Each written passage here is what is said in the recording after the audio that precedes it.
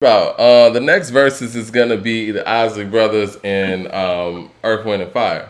I You, thought Meth and Red are the week before that, or is it is the it? week Oh, after that? okay. I could be No, wrong. Meth and Red are the week before them. Well, you know what? I'm not super interested in that one, but I will say that Raekwon and Ghostface was interesting, to say the least.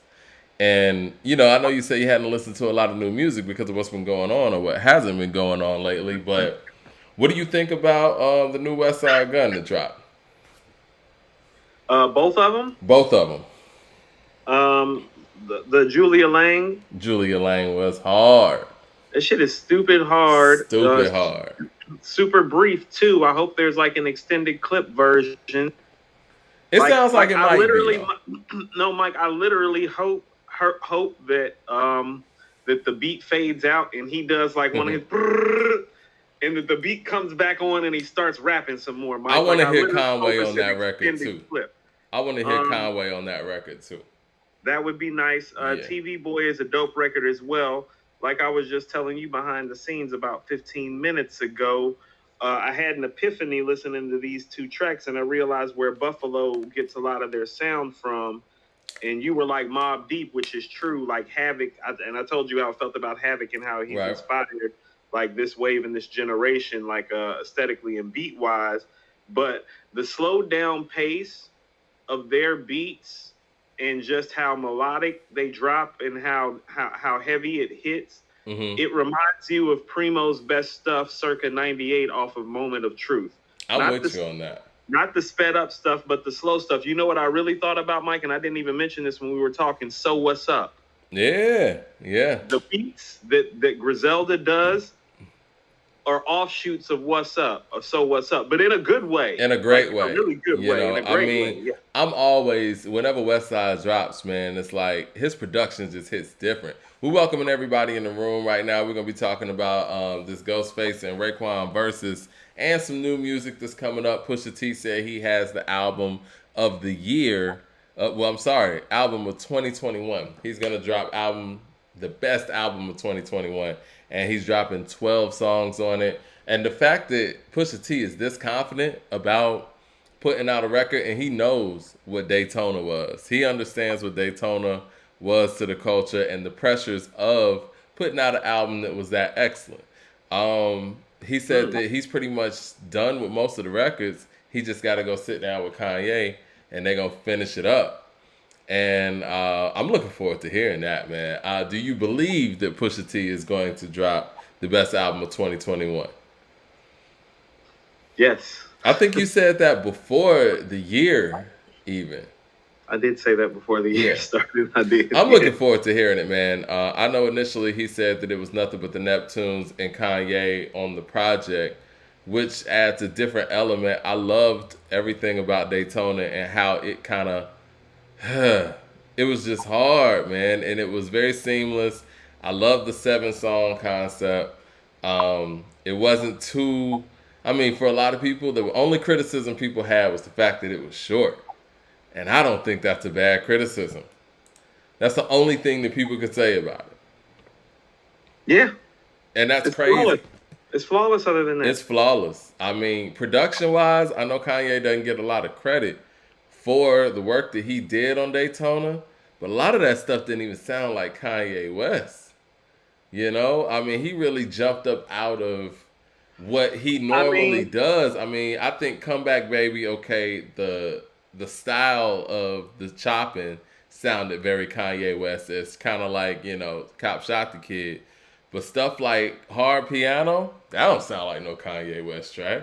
I was actually about to say, "Come Back, Baby," and I think what would Meek do are the only tracks where I would say he was in his bag. Mm, Other than that, he was in somebody else's bag. Like, yeah. you want to know why I love "If You Know, You Know"?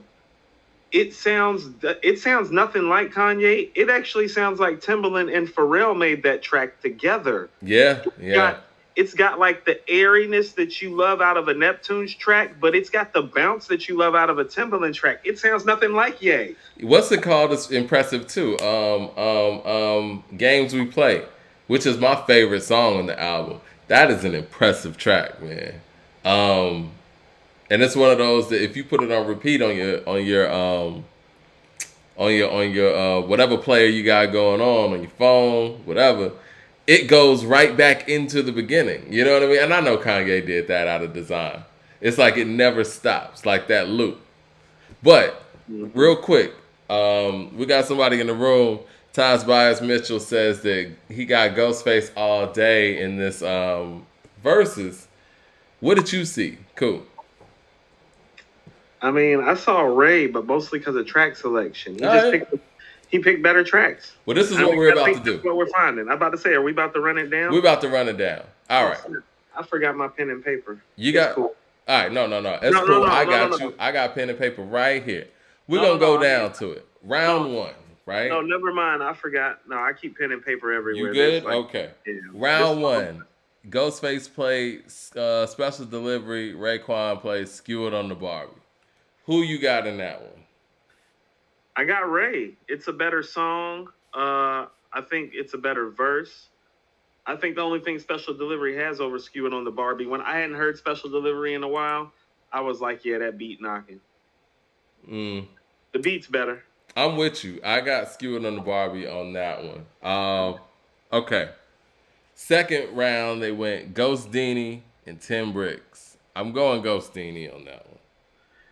I'm actually going to surprise you, Mike. I'm actually going Tim Bricks. I love Tim Bricks. Tim Bricks was hard. No. Don't get it twisted. Hold on. Tim Bricks is arguably the best track on Purple Tape 2, and that's saying a lot. Not Mike. Arguably. It is. No, Mike. No. There's a couple songs on there. Broken Safety with a Jada Kiss and Styles P is up there. It ain't better than Tim Bricks. House of Flying Daggers with Ghost and Meth and Deck. Dope record. It ain't better than Tim Bricks. Mike, lyrically it's better than Tim Bricks, and beat wise that ain't no slouch of a track. It's just not the beat to Tim Bricks. I mean, both of them are Dilla tracks. Dilla killed Tim Bricks. That's one of Dilla's best tracks, actually, Mike. Yo, and that Smokey Robinson sample on there, and Mike, and the Dre track with Busta Rhymes ain't better than Tim Bricks. No, Mike, all of those tracks are comparable. I think you're really underrating those tracks. Like all those other tracks I just named are like instant classics. And you know what? I think I might have an affinity to Ghost Dini with my love for Supreme Clientele. But the fact that you got Tim Bricks over that record, I'm not mad at that. I disagree. I can give that a tie, but Tim Bricks is more impressive than you realize, and so are those other tracks. Like, how about this? No, I understand how impressive it is. I put it over all those other tracks you mentioned. There's not a big gap between Supreme Clientele and the Purple Tape 2. How about that? It's not a big gap. It's a gap. It's not a big gap. It's a gap. It's not a big gap, Mike. No, you know what? One song that I will say on Purple Tape 2 that is probably right there with Tim Bricks is that song with Slick Rick, We Will Rob You. That record's crazy. You like We Will Rob You? That shit's crazy, yeah. I love that record, but that's not even one of the 5 best records on the Purple Tape 2 to me, and that's why I'm saying it's like... New Woo was dope, too. New Woo, that's what I'm saying, Mike. The Pyrex Vision, like I love Pyrex Vision just because of what he's doing with his voice on there. Like that album is dope as fuck. It's not that far off from Supreme Clientele. It's not Supreme Clientele, but it's just like a step slow. Lawrence Red DeGrot says Ghost Dini is special. I agree. Ghost Dini is ridiculous. No. I got Ghost Dini in good faith. Here's what I'm telling you. Hold on, let's go ahead and have this conversation now. What I'm trying to submit to all of you is that if you all think that Tim Bricks is the best record on Purple Tape 2, then it's definitely should win this battle because that album is comparable, not better, but comparable to Supreme Clientele, and Ghost Dini is not the best record on Supreme Clientele. Ghost Dini is a top 3 record on Supreme Clientele. Top 5. Maybe. I'm going to be honest. My 3 favorite records. It's not better than 1. Do you think it's better than 1? It could be, yeah. No, Ghost Dini's not better than 1. We got a whole problem, Mike. We just going. I was gonna say, Mighty Healthy. Here's my 5. No, here's my 5 on Supreme Clientele. Mighty Healthy, in no particular order. Mighty Healthy, We Made It, Ghost Dini, 1, and Buck 50. Those are Okay, my Mike, five. I actually have the same ones you have, except for I would take Buck 50 out because I think Wu Banger 101 is better than Buck 50. But a lot of that is about Ghost's verse.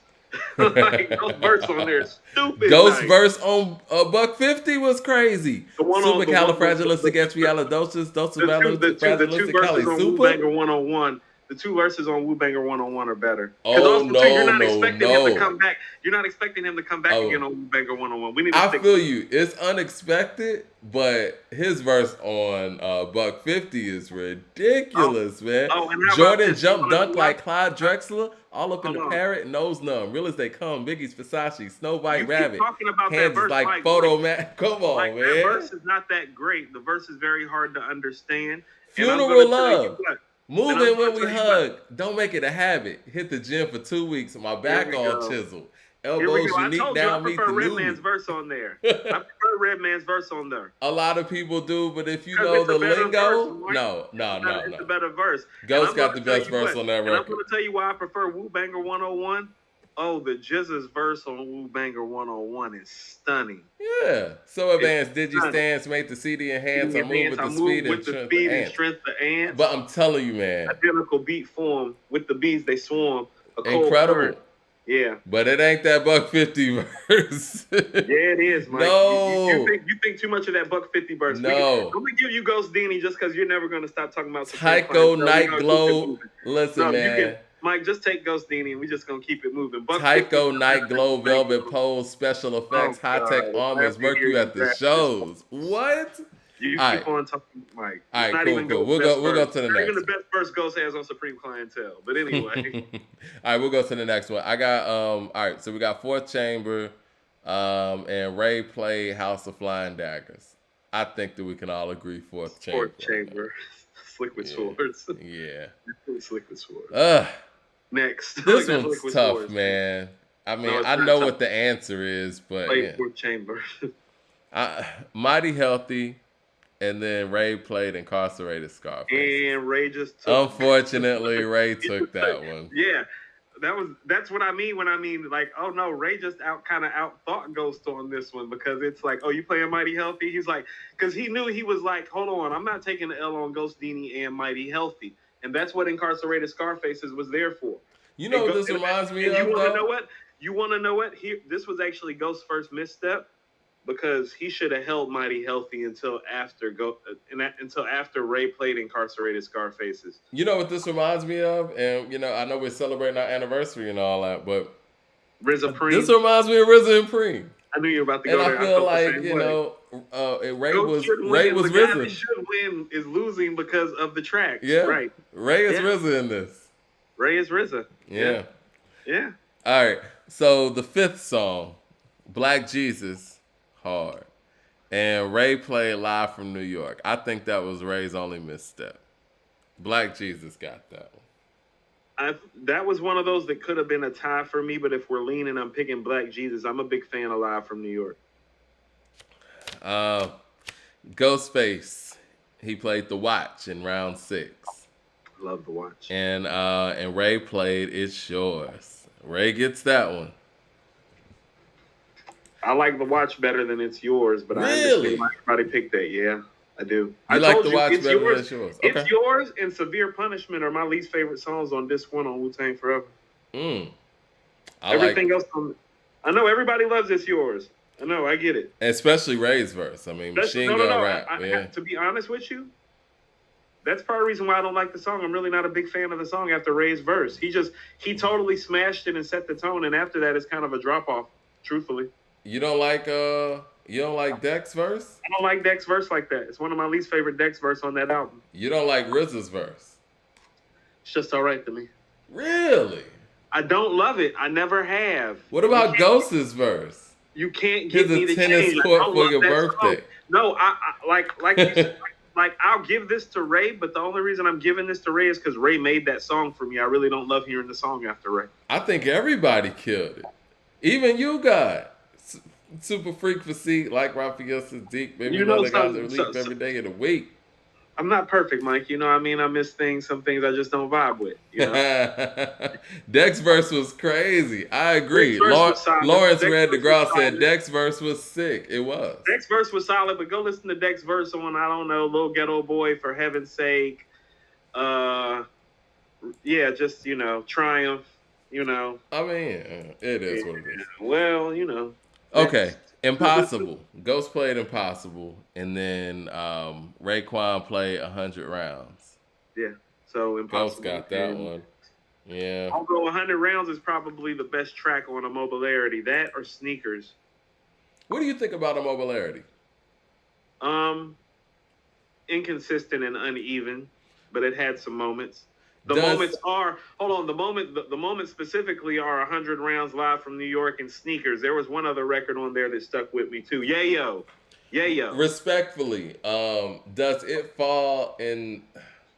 It's a disappointment for what he had done to that point. Yeah, it's not the Dogfather, right? But no, it's a disappointment. Yes. But it's like, the thing is, I will say this. I mean, we're talking about sophomore slumps. I think it's one of the biggest drop-offs from another album that was incredible. Like, I don't think that we've seen drop-offs like Doggy Style to Dogfather, and then you got Purple Tape to Immobilarity. But I will give Snoop Dogg this credit, or he was going through a lot during that transition from Doggy Style to Dogfather. A lot of the things that Ray didn't have to deal with. He lost not just his producer, he lost Dr. Dre. That's a big difference. Yeah, it's different. So I would have to give Snoop at least that. You know what I mean? And not to mention, Death Row as a label was just falling apart. Ray went from the Purple Tape to this without, having any major factors that we could see. You know what I mean? Mm-hmm. So it could be argued that it is on the same level of disappointment as the Dogfather. First of all, you're very disrespectful. That's not true at all. Okay. Immobilarity isn't. Okay, so Immobilarity suffers more from what the Purple Tape is than what Immobilarity is not. It's not a bad project. The Dogfather is a bad project. Okay? Yeah. Like, so when you're talking about the Purple Tape, how about this? When you're talking about the Purple Tape, you're talking about something that's comparable to Illmatic and Doggy Style. Yeah. So in terms of as high of a level of a rap album that you can make, he reached the highest as you could go on his first album. Very few people know, Mike, very few people have reached that highest height and even come up with something that even deserves to be discussed as a second album. I immediately just thought of Follow the Leader, Life After Death, and It Was Written, and To Pimp a Butterfly. Yeah. I mean, it's very difficult. And the thing, I said, it's hard to make a second dope album when you made one of the dopest albums of all time for the first album. It's hard just to make the second album dope, Mike. Forget if you made it a classic. It's hard to make the second album dope. That's what I'm saying. Like, Dogfather. Snoop Dogg had to deal with a lot of personnel changes, not to mention that murder trial and all that. I don't think Ray had to deal with any of those personnel. Like, the Wu-Tang was still the Wu-Tang. Actually, Immobilarity was 98? So this is like right after No, I feel like it was 99. Was it 99? Yeah. It was 99. Yeah, you're right. Because I feel like I listened to Immobilarity when I was graduating from high school going to college. That was 99. Yeah, because I was listening to that album at college. Yeah, that's 99, 2000. All right, let's see. The next one. We got Shay Shay Lagos, and Ray played Ice Cream. Damn. You can go ahead and check. Well, Ray got that one. This is what I mean about Ghost went for too much too early. Shay Shay Ghost is a closer, Mike. I was gonna say he should have held on to that one. That's a closing piece. Yeah. Like that's one. Like what did he play? Like I was actually thinking when I saw that they were doing this, Shay Shay Ghost should be the record that's played right before is All That I Got Is You. Hold on one second, Mike. Mm-hmm. So yeah, so far I guess we got it tied. We got Ghost with 4 and Ray with 4. How did y'all have it scored? Lawrence? Yeah, I agree. Snoop's first album was his best. It's very tough to top Doggy Style. I mean, we've even argued Doggy Style and the Chronic. We were talking about how you said G Thing is the best beat of all time. Yeah. Y'all got Yeah. birthday cake over there? My daughter bakes. She bakes from scratch. So Oh, nice. while we were down here talking and pre-gaming for the podcast, she was upstairs baking cakes from scratch. Oh, nice. Yeah, she's moving to Paris, apparently, and starting her own bakery.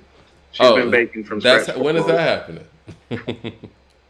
I mean, it better be happening after high school and for college or after college. I hear that. All right, next round, man. We got. Hold on, Mike. Back to this right quick. Nothing But a G Thing is the best beat of all time. All right.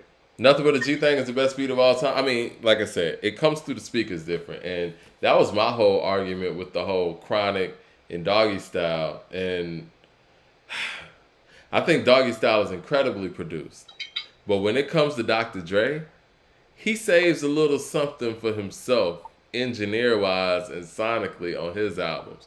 I think one of the biggest examples of that is I bought that Corrupt album, Streets is the Mother, and it came out like a week after the Chronic 2001, I believe. Anyway, they both had Make a Hoe a Housewife on there, right? The one that's on Corrupt's album sounds sonically different than the one that's on Dre's album. It's engineered differently. It's crazy. Hey, you want to know what? I always felt like whoever was handling Corrupt at the time did him a great disservice when they did that. Yeah. Because that was the best album that he dropped, in my opinion. Mm-hmm. And the album was really dope. I love that album. And I feel like if they would have just waited more, like 6 months, and let the Chronic. Because here's the thing. How about this? What was he on? He was on. He was on Interscope. No. But he was on Explosive, right? Yeah. So Explosive was like the last single. Like the Explosive came out like 6-7 months after. That's when they should have dropped it. Is like when his verse. Because think about it. I can remember hearing his verse on Explosive in the summer when the Chronic 2001 dropped in like November of the previous year. But you know what though, Coop? I don't know if you remember this or not, but they took him off of Explosive, like the radio versions, because his verse was too crazy. No, well, I mean the ones that I remember coming on the radio, it would go straight into Nate Dogg. No, you want to know what? They did that eventually, but originally he was on the radio too. It was just a bunch of blocking out. But I'm just saying, as far as like when the song gets played on a mainstream level, I'll put it this way. I don't think that they knew that song was gonna do what it did, or he would have had a different verse, I believe. I mean, I like this verse. I think he showed his ass on the Chronic 2001. Can we say the truth about that song though? And it's not like the verses are whack. That beat and Nate made that song legendary. Yeah. All right. I don't know, clapping their hands, stomping their feet. Yeah, it was the beat. It was. But see that. But hold. Let's go back to that real quick. That's the beauty of Dre again. Like, you don't have to be like the nicest MC to make great records with Dr. Dre. Like, those guys were talking about nothing on that album, and that album is amazing because of you know what I'm saying. That album is amazing because of the way it was put together. Like that whole album really is just bitches, hoes, whatever. I was gonna say, like, I didn't want you to. I wasn't gonna say that. But no, I mean that. I hate to say it like that, but at the end of the day, that just shows you how great of a producer Dre is. Like somebody asked Ice Cube once why they make songs calling women bitches and hoes when they're like women and respectable queens out here. He's like, yeah, there are women and respectable queens. He's like, there's bitches and hoes too, though. They deserve a minute of people's time. Right. All right. Where we at on the Ray and Ghost? All right, so we got round 9, right? Right. Ghostface played New God Flow. Kanye. I didn't like that he did that. I don't like that he did that in Mighty Healthy as well. And Ray played State of Grace. Which one did you think was better, Mike? New God Flow. I got New God Flow on that one. So, okay, see, here's the thing now. So So here's what I mean. So Ghost is making missteps, and we still have him up 5-4 because he's got the better catalog. And Larry Banks just said, "I'm surprised Ghost didn't play that joint he made with Mark Ronson." Ooh wee, that song has been in so many movies. Yeah, it was in Hitch. I remember that. Everyone knows that song, even if they're not a Wu-Tang fan. I agree. Keith Robinson says it was the original hustle music. Um, Lawrence says still DRE beat was so hard. It was harder than G Thing. I'm not mad at that. I'm not mad at that at all. I somewhat agree with Lawrence. Still DRE. I would say Still DRE is possibly one of the greatest hip hop records of all time. You and Lawrence need to go somewhere. Man, Still DRE is never be allowed to pick the greatest beats of anything ever again. Neither one of you know. You know what? We'll put that up what on. You're talking we'll about put that up on According to Hip Hop because Mike. The transition. Hold on, Mike. The transition on the respective albums isn't comparable. The engineering of the tracks isn't comparable. The way it comes through the speakers isn't comparable. And Still DRE beat wise is a playoff of what? Yeah, no. Like, one thing I will get. Well, I mean that doesn't really matter what it's a playoff on. If it's better, it's better. What I will say though, Mike, one thing I will give your song. Trying to tell me that New York State of Mind 2 is a better beat than New York State of Mind. You told me that too. Here we go.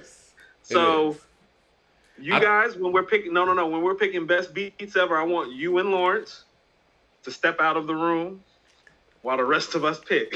I think the Premier upgraded the beat, man. It is what it is. And what I will give G Thing though is the fact that it was 7 years before it. So I will give G Thing that it was 7 years before Still DRE, but I do think the Still DRE is the better beat. All right.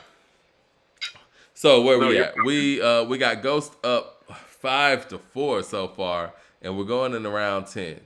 Nutmeg and Criminology. Well, Criminology got that one. Check. They had a purple tape, Mike. So we're 5-5. Yeah, and you know what? At this point, Ray hasn't even really dug into the purple tape like that. So understand what I'm telling you when I'm saying that the purple tape 2 is close to Supreme Clientele. You don't hear me telling you that Supreme Clientele is close to the purple tape, and you're seeing why. All right. I disagree with that, but okay. No, it's not. It's not. I disagree with that, but all right. Purple Tape is in the conversation for best rap album of all time. Nobody talks that way about Supreme Clientele ever, for as great as it is. It's never been in that conversation. It should be. No, it shouldn't, Mike. It's not better than Liquid Swords, in my opinion, possibly. I'd rather listen to Supreme Clientele than Liquid Swords. I'm just being honest.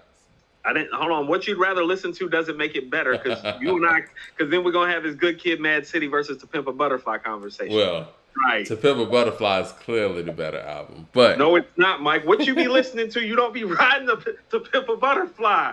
Nobody be riding to Pimp a Butterfly. People ride to Good Kid, Mad City. Okay, all right. Let's get to round 11. You don't ever call nobody and be like, "Yo, fam, what you listening to Pimp a Butterfly?" No, nigga, they be listening to Money Trees. Nah, I hear you. I mean, you know what? You've frozen on my side, but I'm sure you'll get back. But that's all the fuckery and all the hating. Right.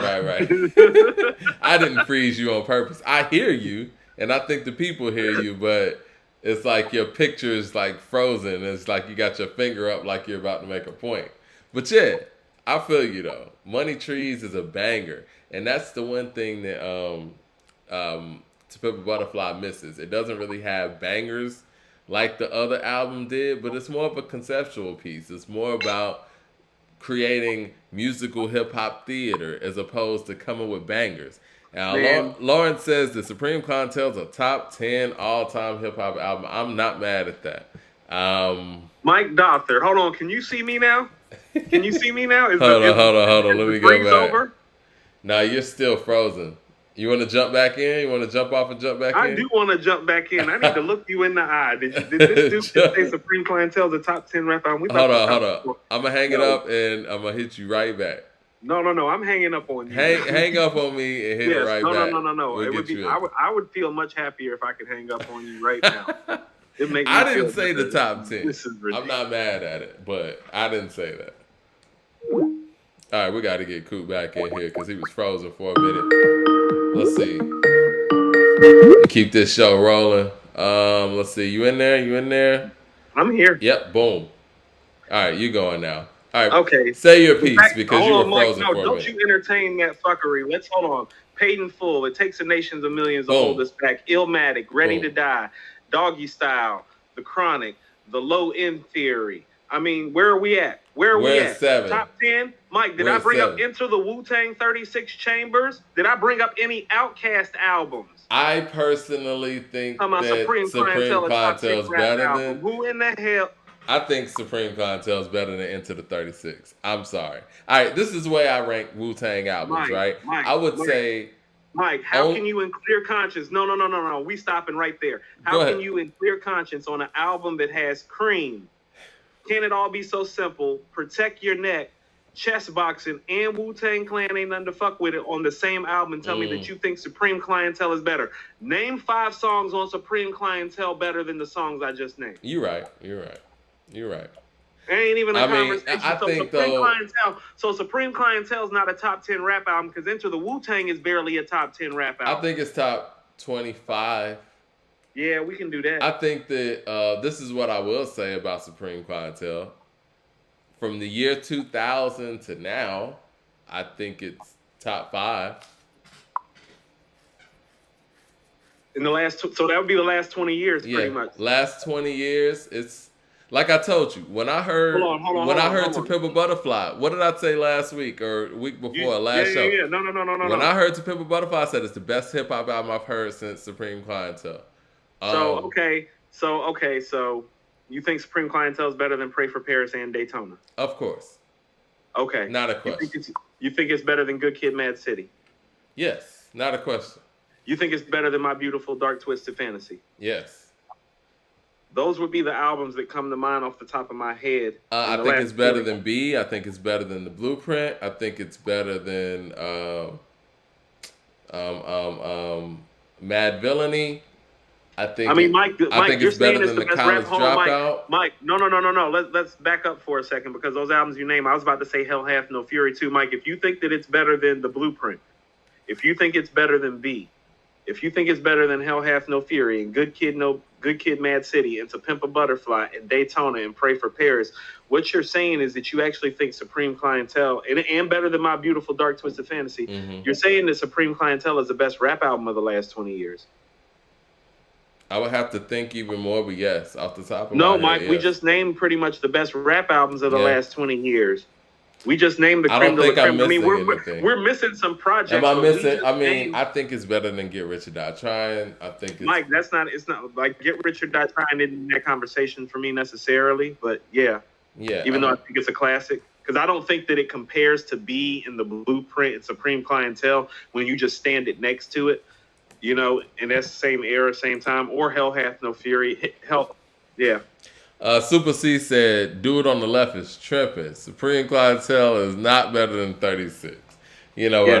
You are tripping. Yeah, I am tripping. You are tripping. Cream is better than everything on Supreme Clientele. This is the thing. Everything.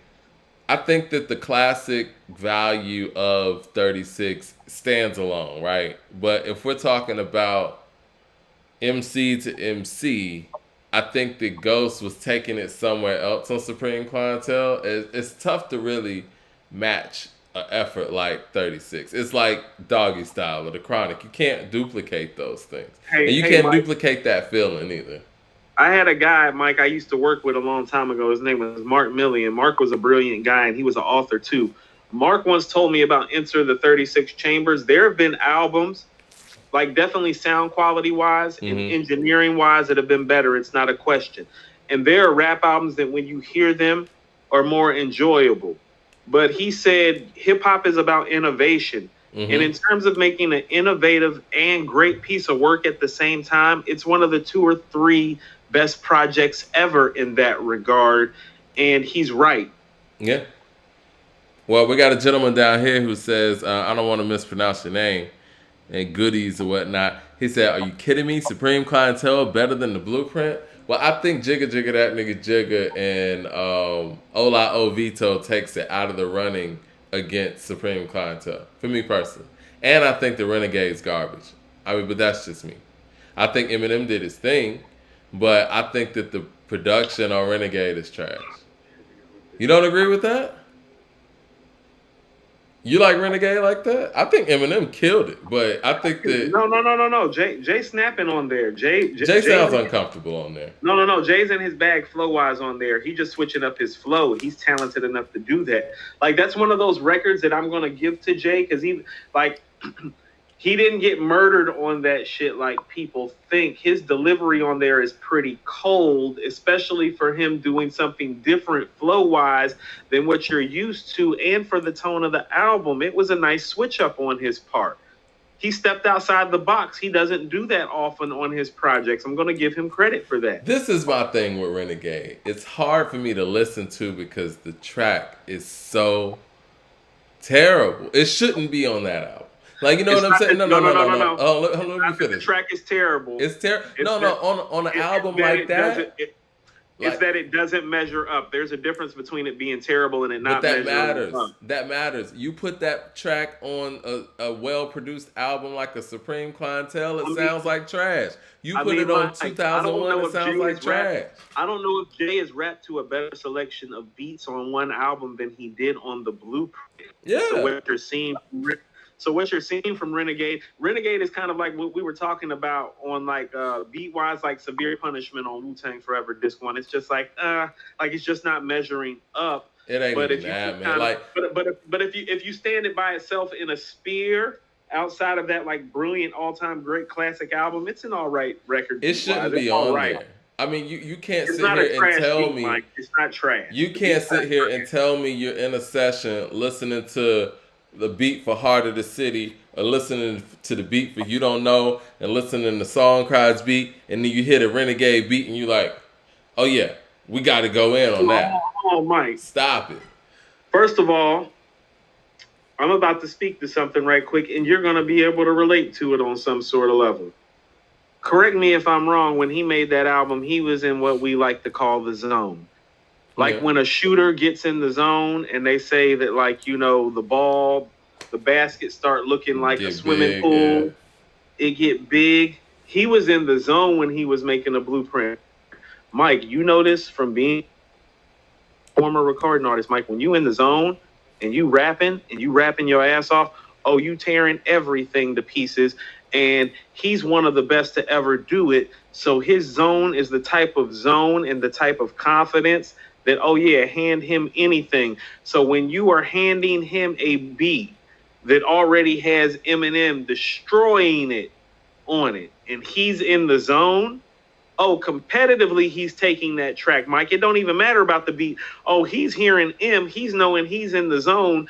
The fucking basket's looking like a swimming pool. He's like, I'm a start shooting it.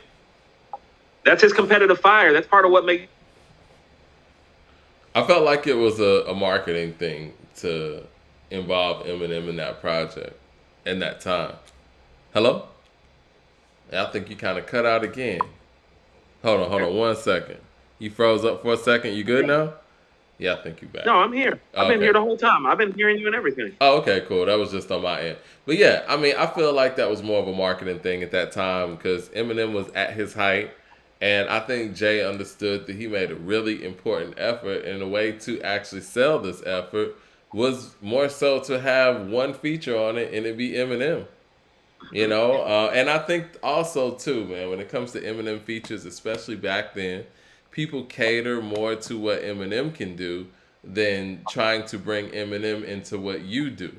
And I think that the Renegade situation was an example of that. He took a song that was already made, took a lesser known artist off of it in Jay-Z fashion, and then inputted his own verses in there. So and it backfired on him. So here's what I mean when you're telling me that track isn't dope.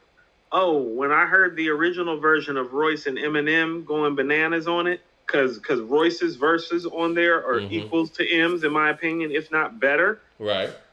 Oh, ain't nobody got no problem with the beat when Royce is on there. So we really can't be having no problem with it when Jay is on there, even though Royce technically outperformed Jay on there. You know what? I'm just gonna keep it real. I don't like Eminem's production. I think that Okay, there there's we a go. few Eminem tracks that he's made in his career that I like. I like that record he did for 50. That I'm gonna die tonight. That was dope. We on. Patiently waiting. Uh, nah, I didn't like that. I ain't really like that. I like patiently I waiting. like the other one. Did he make the other one? Which other one? The one with Lloyd Banks when he was like, "These are my ideas," and Don't push me. Yeah, don't push me. I like that one. I like I don't love push me. Don't Push Me. I like don't push me. I like that record. I think that On Fire Lloyd Banks was cool, but On Fire, I thought when Kwame did that. Kwame did On Fire. yes, shout out to my man Kwame. I'm sorry. Yeah, shout out to Kwame. Kwame did On Fire. My bad, Kwame. That shit was hard tough. too. That shit was hard. I also liked. Nah, I didn't. You know, I don't think that he should have got that opportunity to produce that Tupac and Biggie joint. You remember when they did that? I didn't like that either. You want to know what else I didn't like, Mike? I don't like the cross on Godson. I think it's the weakest track on Godson. Yeah. I think that, and that's that my and thing. Hey Nas, how about that? That and Hey Nas, I feel like keep Godson from being a classic because everything else on there is pretty dope. I don't like the fact that they basically just walked Eminem's beats into albums into with artists that it had no place with. You know what I mean? Like that beat had no place on the Blueprint, and like you said, that beat, the cross, had no place on Godson. No, because here's the thing about it. That's actually one of the Nas albums where he actually picked dope beats throughout the course of the album, except for that beat. You know another one that he messed up, and a very well produced album, the Black Album. That track is trash. What do you do on the Black Album? What's the name of that song? The one that's right before Public Service Announcement. The one where he's talking about his dad. What's the name of that song? 99 Problems is before Public Service. Well, no, it's right before 99 Problems. I'm sorry. Hold on. Somebody in the chat room said Justify My Thug is DJ Quick. No, that's just DJ Quick. Hold on. I'm gonna pull it up real quick. Somebody in the room tell us. Moment of Clarity. Moment of Clarity. Moment of Clarity. Yeah. That track had no business being on that album. You listen to all the tracks on there. That track had no business being on there. You want to know what? Hey, Mike, you're making a very valid assertion because I always thought beat-wise Renegade and Moment of Clarity were the two weakest beats on those albums. They are. But I've always thought that those albums were his second and third best albums, respectively. He's hurt Jay's classic status because both of those albums are still classic in spite of that. No, like Mike. And he hurt Godson, too, with the cross. Mike, but I mean, when we be splitting hairs between Jay and Nas the way that we split hairs because it is a splitting hairs conversation, shit like that start mattering when you start looking at it. So you're making some very valid points. Larry Banks wrote a huge comment. Hold on, let's see. He said, in my humble opinion, I think Dr. Dre perfected the formula that Sylvia Robertson from Sugar Hill Gang Records started. Ms. Robertson had a house band reproduce popular break beats, but she tried to do it in a way where it kept her from getting sued. Dre, on the other hand, used bands to clean up and enhance sound.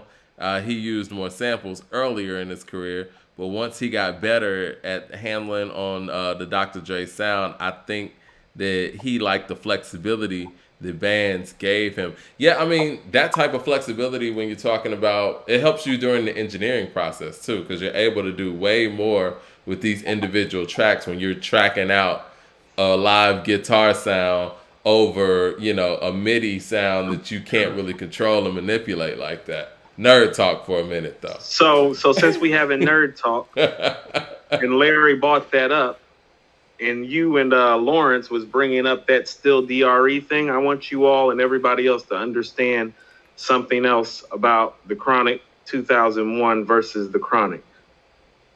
When Dr. Dre made the Chronic, Dr. Dre was the man and the only guy behind the board showing other people that were there that were coming in how things were done, i.e. Daz Dillinger and Warren G. Mm-hmm. On the Chronic 2001, Dr. Dre had literally become a legend in that span of that 7 years. And it gotten to the point that he could hire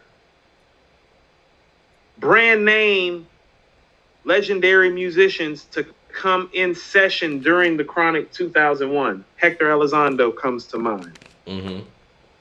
And so understand when you're saying that the beats are better on the Chronic 2001, understand why. Things had changed. It wasn't Dre walking into a situation and seeing that big board for the first time. Like that thing that they did on the whole documentary where they put Dre behind the board and he seen that board and that's what got him to death row. I'm like, no, that's real. When Dre seen that, it was like, nope, I'm out. You know what, man? And while we're talking about Dre and all of that, man, I got to give Dre his flowers in the fact that he upstarted some of the strongest movements in hip hop ever and had to continuously start over when he did it. Like after leaving NWA, boom, starting over here at Death Row. First solo album. Build up Death Row to one of the biggest dynasties we've ever seen in hip hop. Leaves, starts over again, and builds this aftermath thing that legitimately is still going. And it's one of the biggest movements in its own right as well. I mean, if we're talking about it, Mike, he's responsible for arguably 2 of the 5 biggest dynasties in the history of rap. Personally responsible. He's actually personally responsible for some of the biggest artists we've ever seen as well. That's unquestioned, Mike. The list of, It's amazing, man. I mean, I think undoubtedly, however you feel about Dre and his production, or if you think he made this, that, he's by far the best hip hop producer of all. No, Mike, he's not by far. That's why when we did that thing, I let you know how close RZA was, because RZA didn't have the help that Dre had, and he actually did some things that Dre didn't do with less. So it's not no slam dunk like you think. RZA is remarkably close. As a matter of fact, I mean, yeah, he's remarkably close. You think RZA's close to Dre? I disagree. I mean, I think no, Mike. Because if you really want to know the truth, and I love Mike, RZA. I like Straight RZA Outta stuff Compton personally. is a classic, Mike. I mean, because this is what I mean about splitting hair. Straight Outta Compton is a classic. I mean, the beats on there aren't that stellar. I don't think that is their production opus, magnum opus. I think that Niggas for Life is that. Yeah, no. Niggas for Life is brilliant production wise. Brilliant. Like, no, production you listen to some of the production on Niggas for Life now, like, and it holds, Mike. Mm-hmm. But I'm gonna say this again, Mike. RZA by himself handled most of Enter the Wu-Tang, Wu-Tang Forever, Liquid Swords, Iron Man, Tikal, Return to the 36 Chambers, The Pillage. Like, he executive produced Supreme Clientele. Like, he did most of that by himself. Dre had way more help. Well, I mean, let's not act like Mathematics and Mathematics and Fourth Disciple didn't do a whole lot of work, Mike. They did some work. They didn't do a whole lot of work. I mean, Brooklyn Zoo is a whole lot of work, but Mike, outside of Brooklyn Zoo, Brooklyn Zoo, the MGM, and didn't True Master or Fourth Disciple do Scary Hours? Yep, Fourth Disciple did Scary Hours. Fourth Disciple did Scary Hours. True Master did the MGM, and which one of them did Brooklyn Zoo? True Master did Brooklyn Zoo, right? Mm-hmm. Yep. This is the thing, man. Mike, take those 3 records out. Does that really change the contribution? What changes is the fact that, and again, RZA is one of my favorite producers. And if you talk about like my favorite hip hop tracks ever, I mean, I was telling you during the whole RZA and Primo Verzuz, like I picked RZA to win. But at the end of the day, I think that what hurts RZA, if we're talking about him and Dre, is the fact that what can we point to since 1998 really? I mean, what can we point to? Like, I'll give him Dark Fantasy, and I was proud to hear that. So here's what I mean when I'm saying that it's closer than you think. If you really go to these classics that Dre is executive producing, he's really only making, 3 to 5 beats on the project, Mike. That's what I mean. It's different with RZA. RZA got these classic albums where if you go look at the track listing, it's 17 tracks. Some of those tracks are all produced by RZA, and there may be one beat that he didn't do. You go listen to a Get Rich or Die Trying, Mike.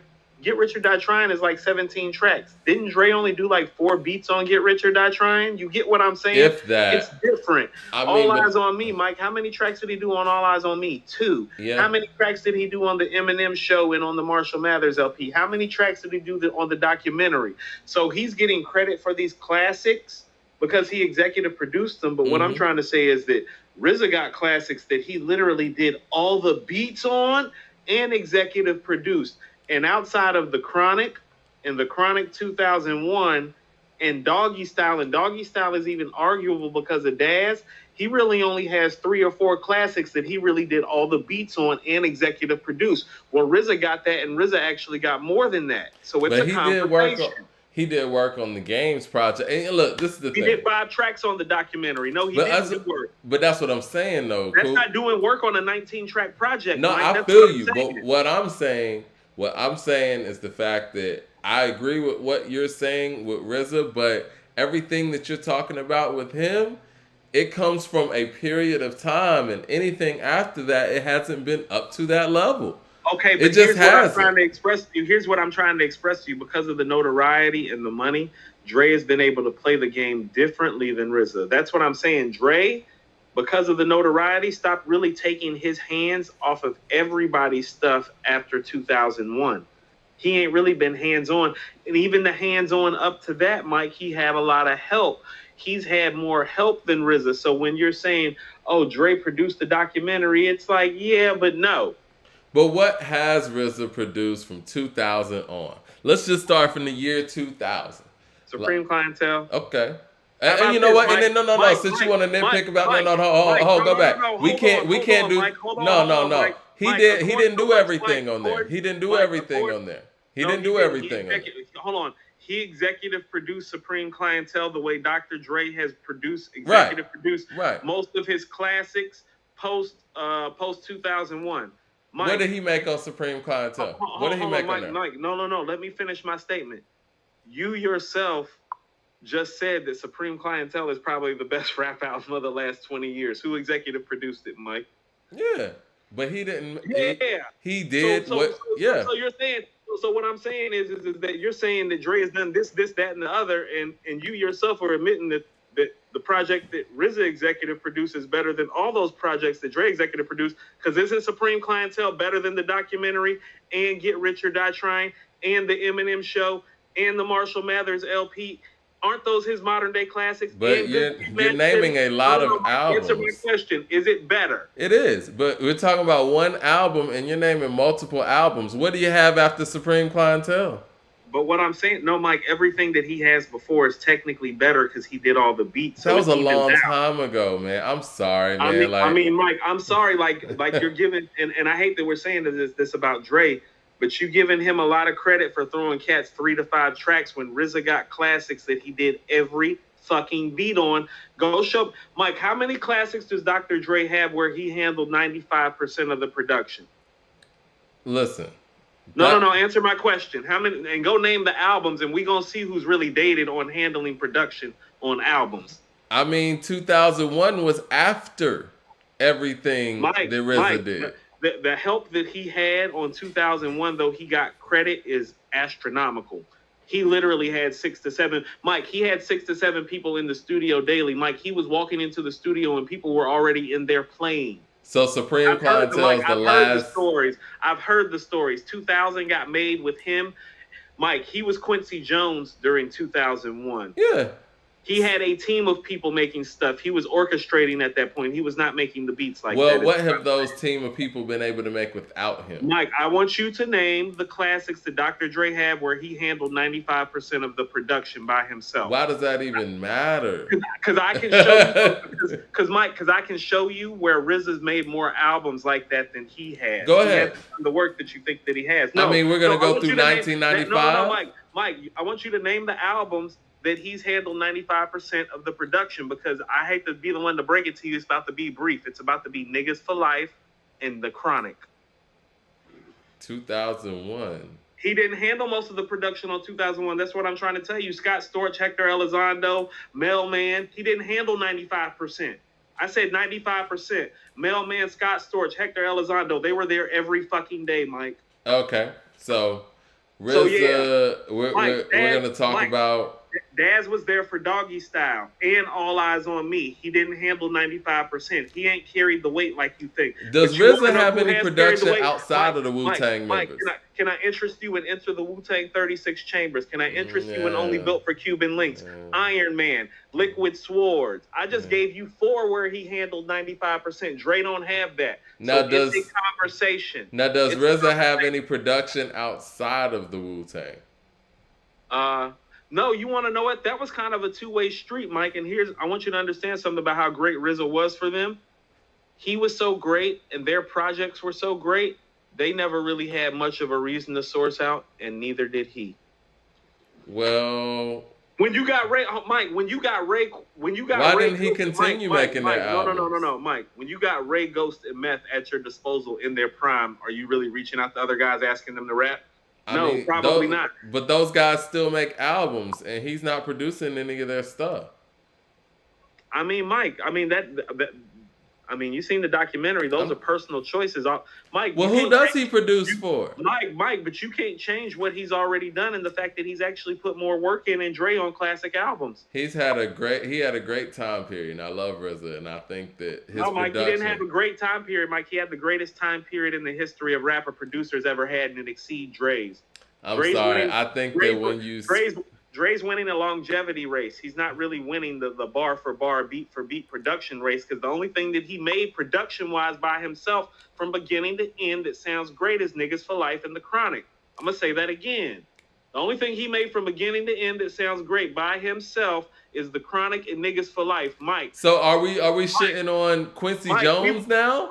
Because he had Rod Temperton in there? Mike, you and I talk 401k stocks and home ownership. When those albums came out, Mike, we weren't even in middle school. When the last time Dre took on a project and gave you a classic? Because he's actually before RZA on that. So don't talk to me about this stuff that he contributes to and co-signs. He's the one that hasn't sat down at the boards and really beat for beat made a classic in a long time, not RZA. Okay, now we got. The Chronic. Let me get to the chat room real quick. Like, he ain't did that since 1992. We talking about going on 30 years. He ain't sat down by the boards by himself and did most of the work and made a classic. All right, so don't talk about what RZA's not done in the 2000s. He don't have the money, the clout, or the access to the stuff that Dre has to be waking up and walking into a studio and having 3, 4, 5 motherfuckers who are great at what they do sitting there. Let's not act like RZA's a starving artist here. But anyway. He's not a starving artist, Mike. He's not Dre. Mike, there's levels to this, and I love RZA, but he's not Dre when it comes to money, clout, access, none of that. Listen, man, when it comes to having his name on a project over a span of time, no one is on Dre's level. It is what it is. Teflon Don says, Redman. What did RZA do for Redman off the top? Glenn says Biggie. Yeah, of course, that he produced that one track on there. Of course, Grave Diggers. Shout out to Larry Banks. Actually, no. Prince Paul handled the Grave Diggers production. I knew you were about to say that. Prince Paul handled most of the Grave Diggers. Happy birthday to Prince Paul, too. The incredible I knew you were about to say that too. Prince Paul. The most underrated producer of all time. A most underappreciated hip-hop producer. Underappreciated. There we go. I will say that. Yes. And I think De La Soul in general is underappreciated. I love RZA, man. And I don't want to sound like I'm shitting on RZA because personally, I like RZA's beats in his prime more than Dre. But the Dre stuff is just undeniable. Like I told you, with Snoop and DMX were about to do their verses. Dre stuff just hit different, man. It's just very different. No, Mike, you're right. It hits different, but Mike, that stuff that was hitting different that he was playing, that was the Chronic. And Doggy Style. But that's because it's Snoop. That was 92 and 93. And we just gotta be fair. We just gotta be fair when we rating these things. That's why when we did that production thing, I was trying to tell you, it's like, oh no, Dre got classics, but he really ain't put his hands on classics the way RZA has, and that's why it's a conversation. I think, all right, this is the thing, and we'll get back to this Verzuz lineup. Hold on, because when we talk about a classic, let's go to the documentary. That album's not the same without Put You on the Game by Timberland and the Church for Thugs by Just Blaze. You feel what I'm saying? But that's what Quincy Jones did. And we don't sit here and minimize anything that Quincy Jones did because he didn't go in there and create tracks from scratch. You know what I mean? Like Dr. Dre is more of an engineer. He is more of an arranger in that he's like a producer in a traditional sense. Now, if you talk about who's the better beat maker, yeah, clearly it's RZA. You know what I'm saying? But if we're talking about producer, bringing everything in together to bring this big sound and a final product, no one in hip hop is touching Dre. I don't even think there is anybody in hip hop that really approaches production in that way. We got a lot of beat makers in hip hop. No, all those things that you're saying are very valid. And everything that I'm saying is valid too. That nigga ain't sat behind the boards and consistently made a classic project that had his beats on it since about 1992, 93, 94. And so just have some perspective about the guy that you're calling the greatest hip hop producer of all time. Our greatest hip hop producer of all time hasn't done a production job where he's done the majority of the production job and it been a classic in about 30 years. Yanel York says, so what about Kanye? Well, you know what? I think that there's an argument for Kanye to be the greatest. So, you know. I put Ye as high as he's going to go. We need to get back to Ghost. I think that, yeah. I mean, Kanye, we talked about Daytona, and we know the projects that Kanye's done for himself. We know that My Beautiful Dark Twisted Fantasy is probably the best produced hip-hop album in the past 20 years. Got to give Ye his flowers. And what I will say about Kanye, if he signed Rakim, Busta Rhymes, Eve, and all these people, they would have came out with albums. They'd have albums. They would. So let's go to the next thing too. Workability factor. He's dropped more people than he's kept. That's real. And you know what? And I think we've talked about this before. Eve, Busta Rhymes, Rakim, The Firm.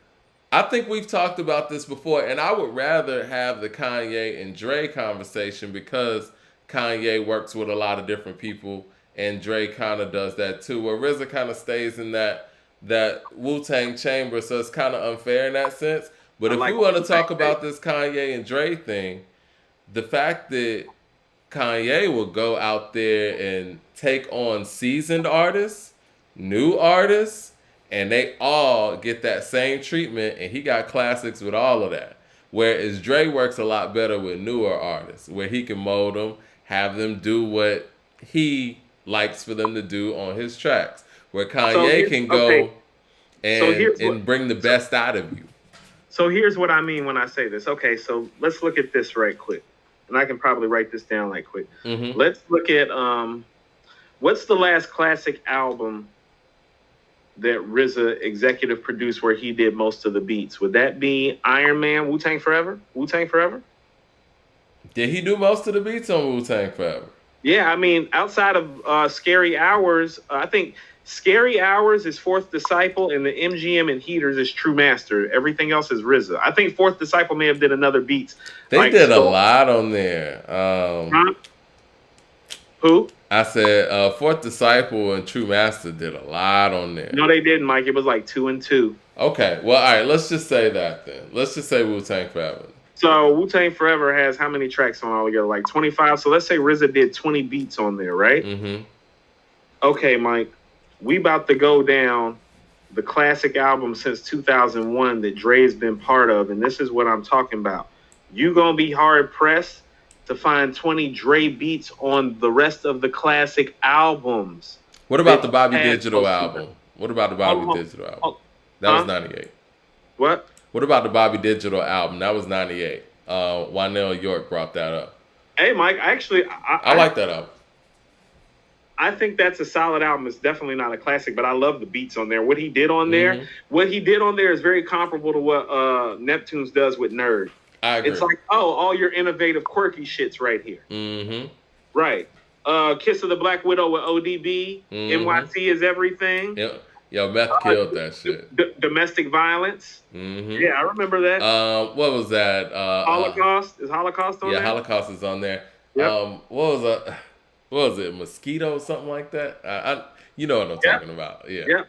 You know what I love on there, Mike? My Lovin' Is Digi. Yeah.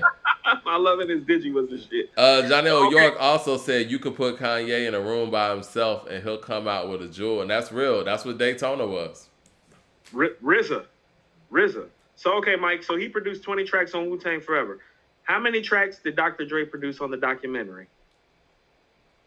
What was it, like 5, maybe? 5. Yeah. How many did he do on Get Rich or Die Trying, Mike? Maybe somewhere around 5. Correct, 5. How many did he do on the Eminem show, Mike? Eminem probably did a lot of that production. Yeah, I think Dre only did 3 beats on the Eminem show. How many beats did he do on Good Kid, Mad City, To Pimp a Butterfly, or Damn, Mike? Has he ever made a beat for Kendrick? That's my whole point, Mike. So what modern day classics has he made where he's actually handled production on? Because what I'm trying to express to you is that RZA's last classic production job was Wu-Tang Forever. He did 20 beats on that. Dre ain't did 20 beats since then. Okay, let's get back to this. Hold on, Mike. Chart. On albums that he gets credit for providing the classic material, Mike, we just named 13 songs. All right. Go ahead. No, I'll wait. All right, we're around 11. Mike, since he's so up to date, tell me how he's so up to date. You know what? I'm gonna have to go back and actually do a lot of the research and get back to this point in a later show, because I know we have divvied way far from where we were going. Right. I don't want to go down this rabbit hole of Dr. Dre production, but yeah, we'll do that. Round 11, right? So Ghostface played Holla. Another misstep. Then Raekwon played Cream. Yeah. As much as I love Holla, and it's one of my favorite records on that album, the Pretty Tony album was very nice. Actually, it's actually probably my 3rd favorite Ghost album. Holla was incredibly creative, but yeah, Cream. Yeah, it's Cream, Mike. Cream's one of the 10 best rap songs ever. It's not even. Yeah, that's not even a conversation. Look, next. You're not winning that, Mike. Mike, the only song that's probably like Mike. There are very few songs that's beaten Cream.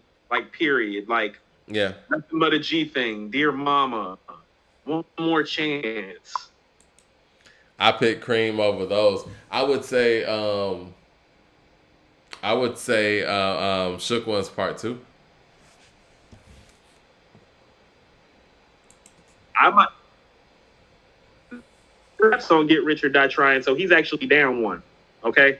Right. Or don't Get Rich or Die Trying. Right. That's right. We checking now. All right. So 12, right? We got Daytona 500. Rainy Days remix.